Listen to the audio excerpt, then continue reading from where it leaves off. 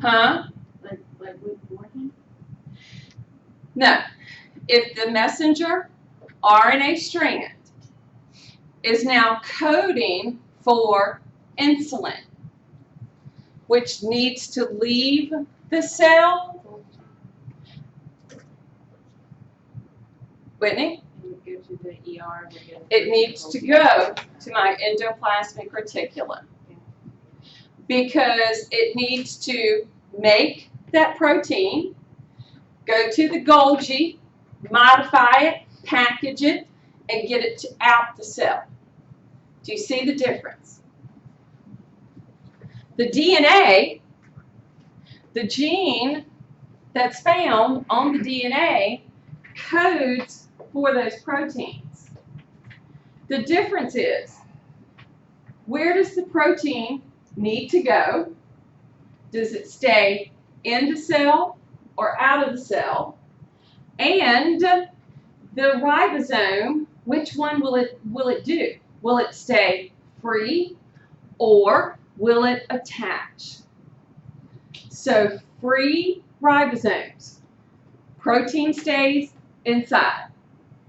If it goes to the endoplasmic reticulum, outside the cell. The job of the ribosome, protein synthesis. And I have just given you an answer for your test. The function of the ribosome is protein synthesis.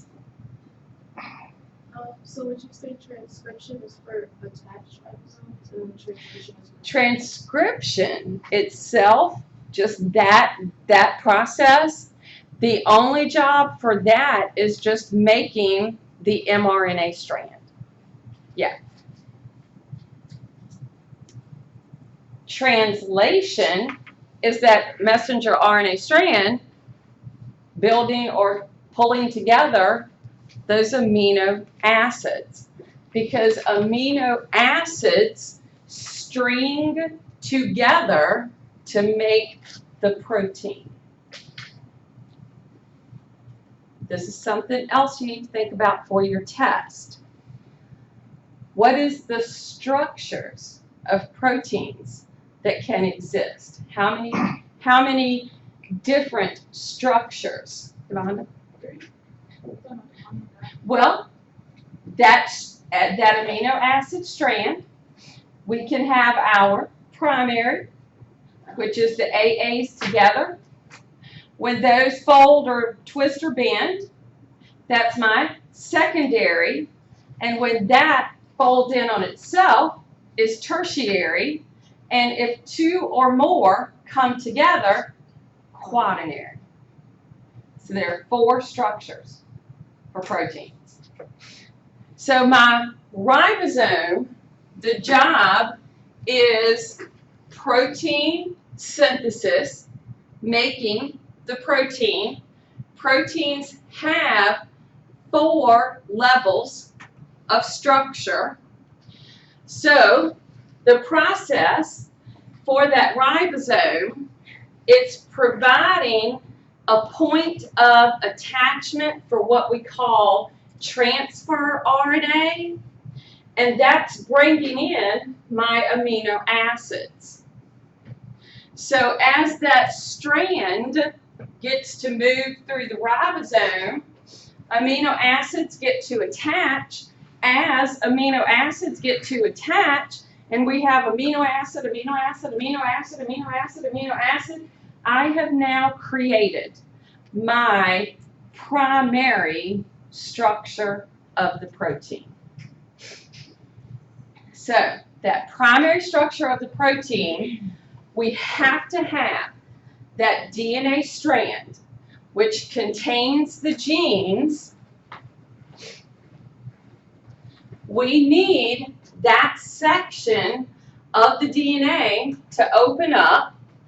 And what's really cool about these genes on DNA, they contain all the information to make that protein.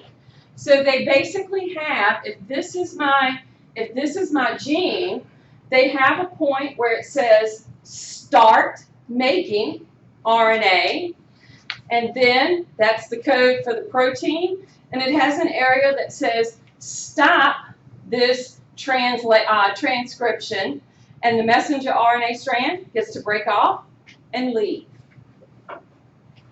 So our DNA strand is really cool because it'll tell the messenger RNA where to start, where to stop. So we have a start codon, we have a stop codon, and once that is done, because DNA contains non-coding information. Now let me explain that for a second. As we sit here right now, our bodies have all these proteins it needs to make. I have proteins it needs to make, you have proteins it needs to make. About 99%, or a little over 99%, are no different throughout the entire human population. What makes us different is our non-coding DNA. Okay? But for that cell to make the working protein, the non-coding DNA needs to be removed. And the cell will do that. So that messenger RNA strand that comes out with everything, the part that won't code for anything, it'll simply get cut out.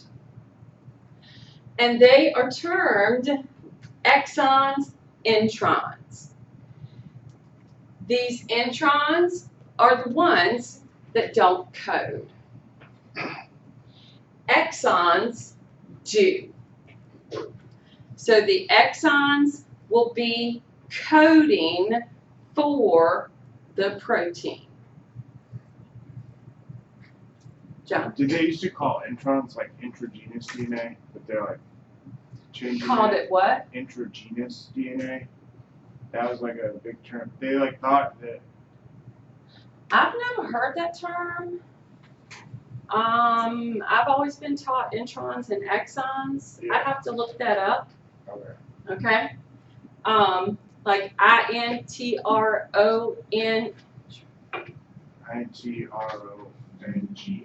INTRONGENOUS. Yeah. Yeah. I would have to look that up. So the exons simply go together. They leave the nucleus, and once they leave the nucleus, this is where they go out and meet the ribosomes.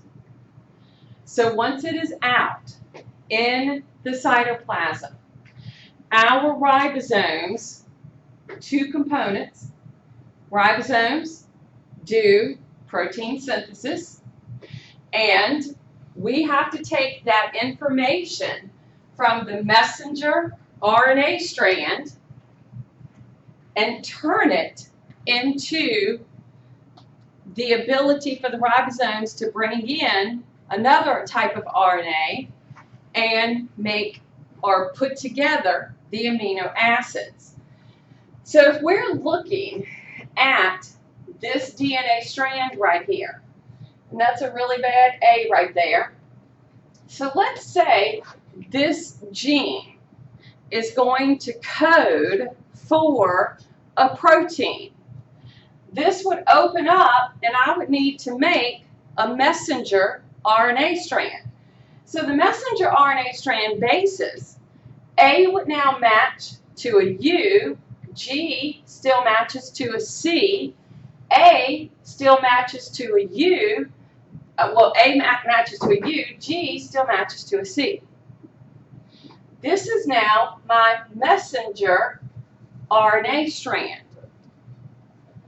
So that messenger RNA strand, if it gets out into the cytoplasm, and let's break them down, okay? And technically we would need like a whole bunch of these, okay? Because that's what happens with the DNA. I just don't have enough board space. If I had a board going all the way down the wall, that would be great, okay, but I don't.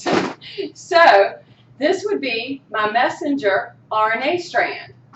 My ribosome would attach, okay, and flying around in my cytoplasm is a transfer RNA, but attached to it is an amino acid. So it may have, and there are 20 amino acids altogether. So this transfer RNA might have that amino acid. Another one might have this one. Another one might have that. Do you see where I'm going with this? Because there's 20. Okay? So every 3 bases, okay? So every 3 bases codes for what we term a codon. Transfer RNA is my anti-codon. So, if this is UCU, the transfer RNA that would need to come in would need the 3 bases of AGA. Yeah. So, you was like, it's 23 bases, right? It's 23 chromosomes. Well, oh wait, 46 or 46 chromosomes, 23 pairs. and then the bases is 1 for each chromosome, right? No, 1 chromosome. So if you look, wish I had more board space. If you look at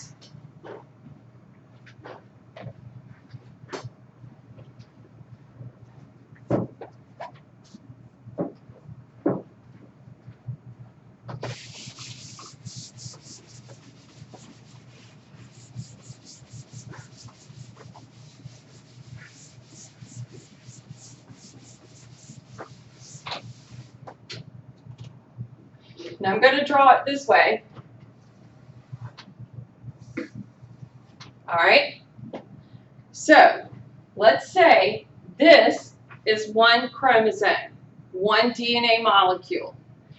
There are 46 of these in the nucleus. On this 1 chromosome, I could have 5,000 genes. So this 1 chromosome could have 5,000 genes. It could actually be like 1,000,000 base pairs long. It would just be base pairs all the way.